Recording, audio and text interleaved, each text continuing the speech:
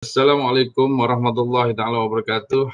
Kami dari kumpulan Green Dragon 2 pada hari ini akan membuat perbincangan subjek SCCA 2083 Undang-Undang Komunikasi. Isu yang dibincangkan pada hari ini ialah isu cetak rompak dan plagiarism yang disediakan oleh kumpulan kami, iaitu yang pertama Muhammad Hafiz bin Muhammad Adnan, nombor metrik 268488.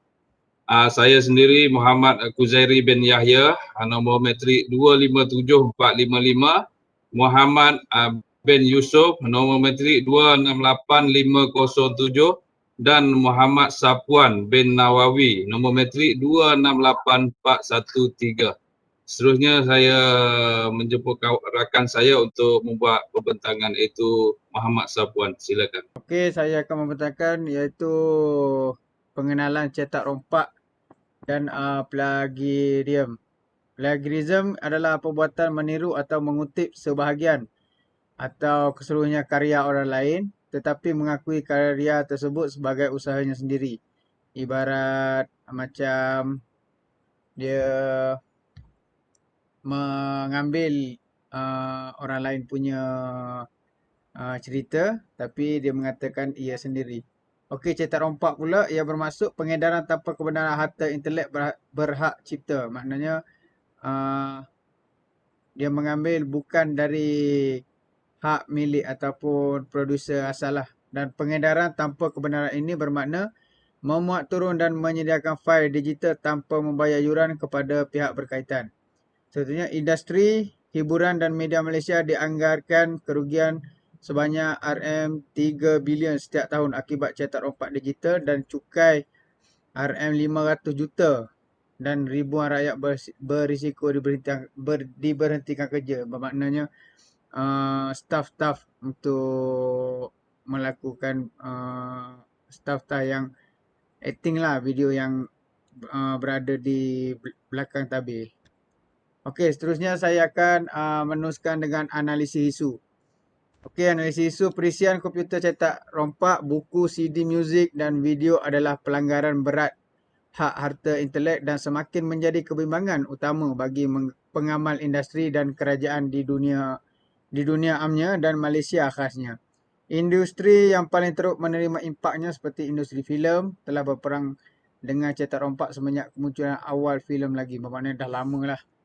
Daripada mula lagi benda ni, isu ni dah lama yang timbul. Okey, seterusnya tindakan yang diambil bukan sahaja melibatkan aplikasi kemajuan teknologi, malah pengedaran strategi yang lebih berkesan juga dilaksanakan bagi menghalang kemasukan pencabulan hak cipta. Pelbagai kempen kesedaran telah diwawarkan yang mengebahkan tentang keburukan kualiti filem cetak rompak.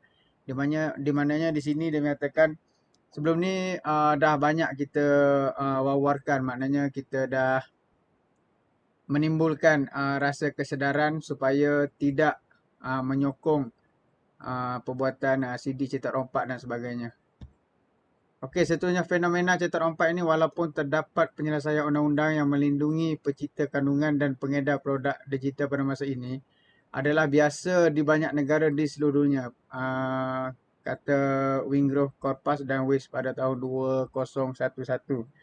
Skala cetak rompak digital bergantung pada banyak faktor seperti infrastruktur IT canggih yang digunakan untuk mencipta repositori dengan pautan ke perisian video dan muzik. Seterusnya untuk uraian isu saya serahkan kepada Encik Kuzairi. Dipersilakan. Okey, terima kasih Cik Sapuan.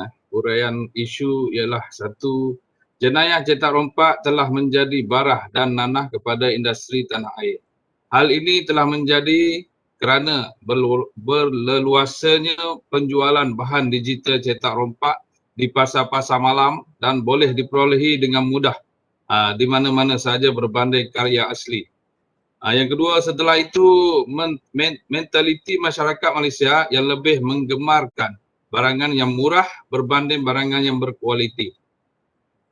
Yang ketiga, kaedah yang lain itu dengan membuat salinan kepada pelbagai bentuk sama. Ada cara mengambil gambar, membuat salinan secara elektronik atau komputer.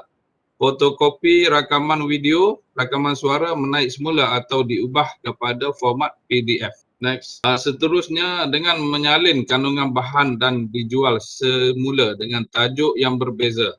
Ia biasanya terjadi terhadap bahan-bahan bacaan seperti buku dan majalah. Dan juga kaedah cetak rompak yang terakhir pula ialah dengan mengeluarkan bahan atau perkakas yang menggunakan idea yang sama di mana idea tersebut telah dihak cipta.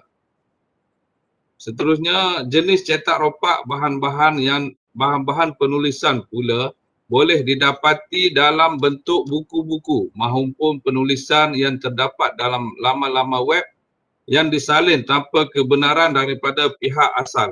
Lepas tu antara faktor-faktor penyebabnya adalah satu, sikap tamak peniaga cetak rompak yang mementingkan keuntungan tanpa menghiraukan hukuman undang-undang dan denda yang bakal dikenakan.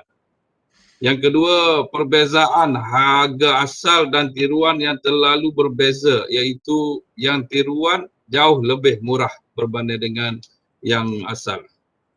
Yang ketiga, rasuah dalam penguatkuasaan undang-undang, contohnya wang sogokan bagi melindungi kegiatan haram. Ini berlakulah.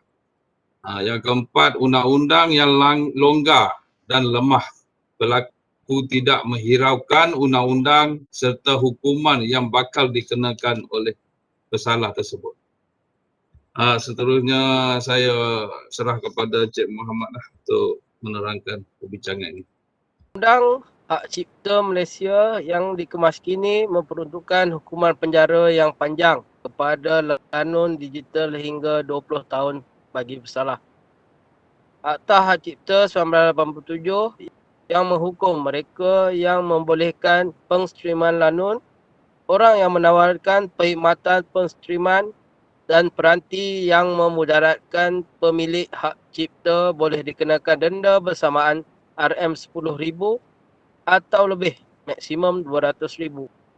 Hukuman penjara hingga 20 tahun atau kedua-duanya sekali. Agensi penguatkuasa undang-undang diberikan kuasa mencari dan menyita mana-mana pihak yang melanggar salinan kandungan media.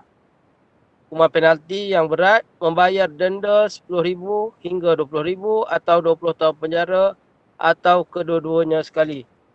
Kompaun kesalahan menurut Seksyen 41A, kurungan 2, pesalah diberi untuk menyelesaikan tidak melebihi 50% daripada jumlah maksimum yang dikenakan dan dilepaskan daripada pendakwaan. Cadangan penambahbaikan penguatkuasaan.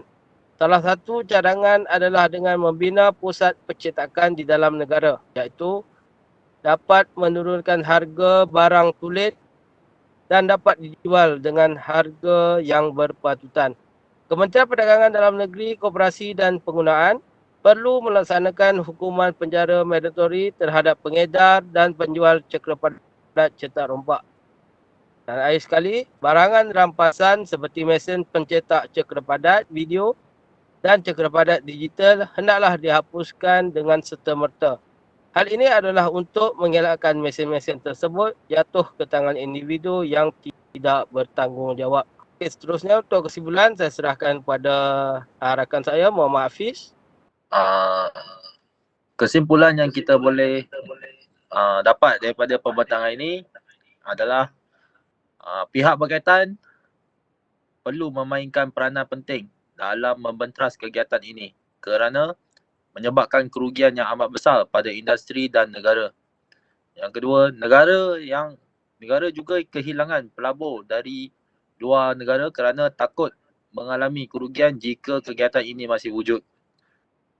Khususnya terdapat keperluan mendesak untuk menangani pemboleh utama cetak rompak digital seperti penyekat tapak penstreaman haram yang tidak berkesan melalui internet dan LSD yang dijual secara terbuka kepada platform e-dagang. Sekian pembentangan daripada kumpulan Green Dragon 2. Terima kasih.